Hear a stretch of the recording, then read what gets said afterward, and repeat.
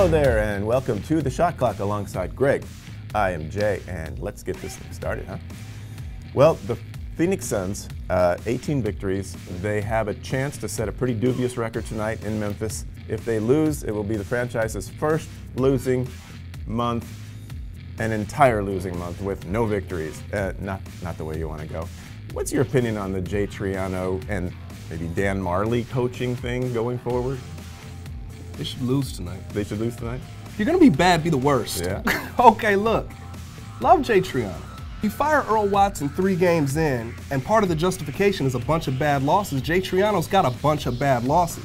If you bring Jay Triano back, which I think wouldn't be a bad idea, you've got to explain that further. So I'm going to need to hear from Ryan McDonough. I'm going to need to hear from anybody who's involved in the decision-making to step up and explain fully, and I mean fully, what happened with Earl Watson and why he was fired, because I just don't get it. If that's the justification there, then it has to be the justification for Triano.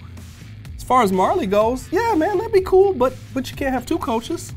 Yeah, so it's a case of where the Suns will be conducting a coaching search, which they didn't do with Earl Watson. Now, speaking of new ways to do things, the University of Arizona scandal just continues to get more and more interesting with fact and fiction and people trying to separate it.